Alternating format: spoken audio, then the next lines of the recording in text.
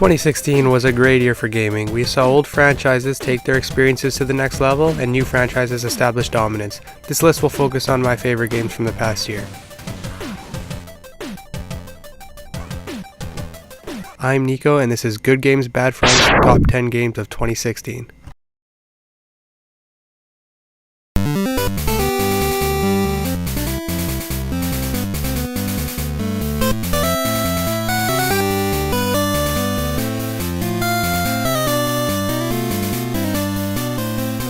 Pokken Tournament is what every child dreamed Pokemon Stadium was going to be. A tournament fighter that's easy to play but very difficult to master. This game took people by surprise. With 20 unique playable Pokemon, including some questionable choices, this game kept me entertained for a long time trying to learn the movesets and see all of the different special attacks. I even did a previous video on it, which you can view here.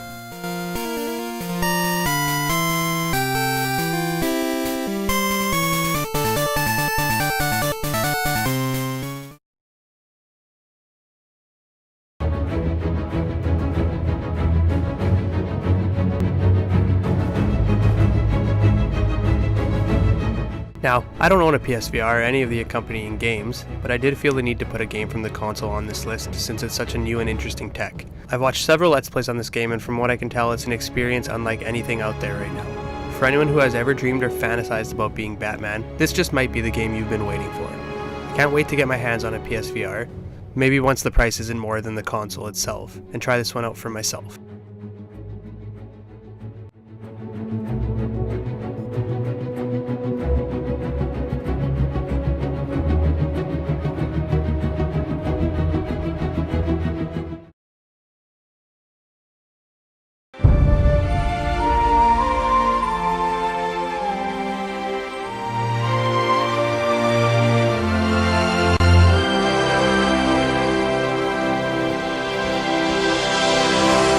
I don't think I'd be overselling this game if I said it was the most anticipated game of this year.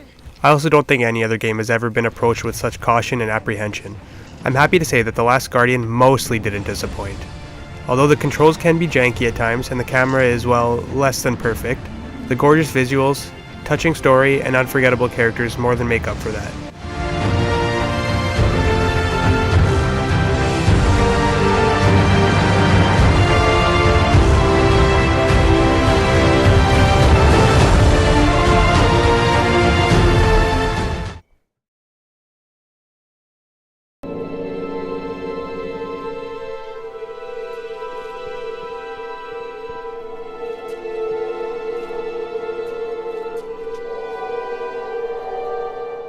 This one might be cheating a little bit, as it isn't technically a new game, but revisiting Rapture gave me almost the same chilling feeling that I got when playing Bioshock for the first time back in 2007. The increased visuals and frame rate, along with being able to play it with the second greatest controller ever made, created an experience that I didn't think would be able to be achieved again. Not to mention, you can play all three for the price of a single game.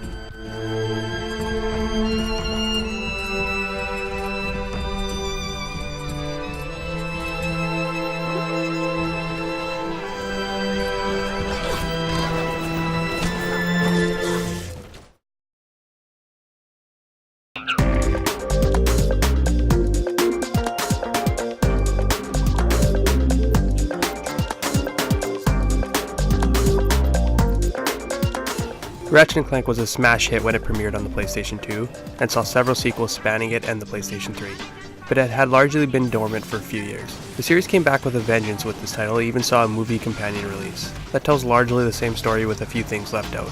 This game is colorful, full of great voice acting and a beautiful scenery. The gameplay is very tight, and it's very refreshing having a 3D platformer that mostly goes back to the genre's roots.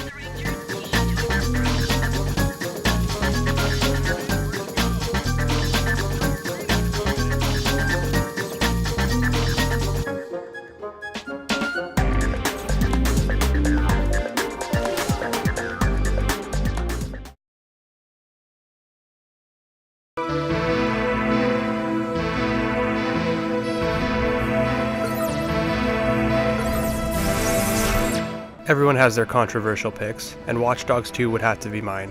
After the mild train wreck that was Watch Dogs, which I actually enjoyed by the way, Ubisoft sought to correct the wrongs and really listen to player feedback about the game. The result was Watch Dogs 2. The real major difference here is that the story is no longer a gloomy broodfest, instead opting for a fun tale of a group of cyber Robin Hoods trying to correct the world and restore privacy to the citizens. The mechanics saw a revamp, with hacking actually being fun to pull off and characters that you actually give a shit about.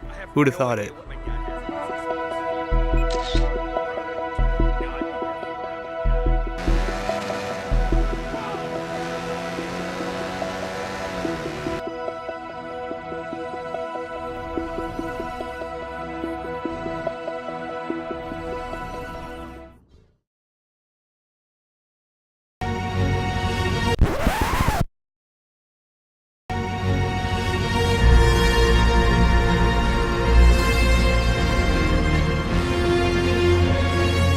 Rise of the Tomb Raider is a game that I wanted to hate simply because I was forced to wait a year after release to play it, but I could not hate it. The game was too gripping and well made.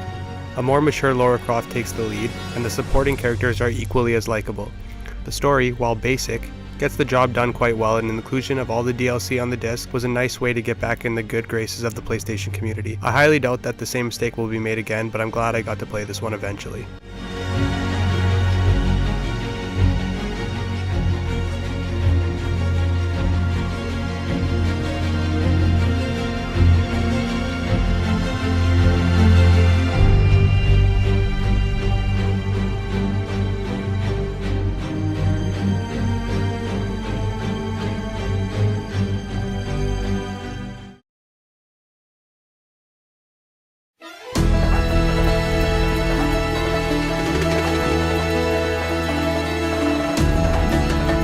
Pokemon Sun and Moon are a seriously refreshing take on the series and a well-needed change. Replacing gyms with events called Trials and HMs with support Pokemon, this isn't the Pokemon game that you might remember.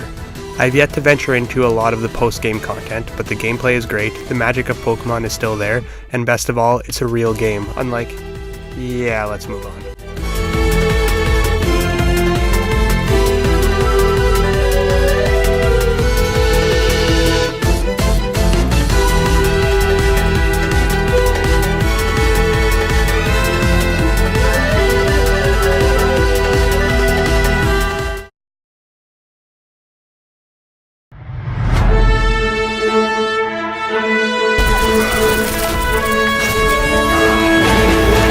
I don't think any other game on this list has become as much of a phenomenon in such a short period of time as Overwatch.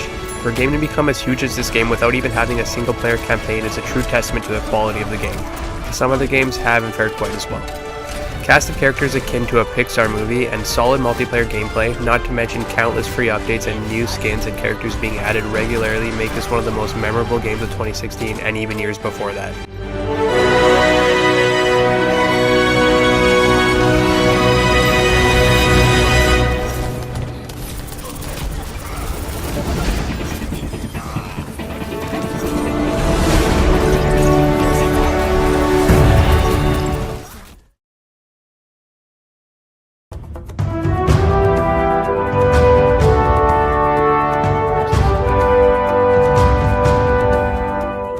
Uncharted 4 is an absolutely perfect blend of gameplay, visuals, characters, and story. It does almost nothing wrong and gives the player a beautiful send-off to the character of Nathan Drake. Naughty Dog manages to surpass the near-perfect previous installments on the PlayStation 3 and even added a new character that made you feel like he's been in the series all along.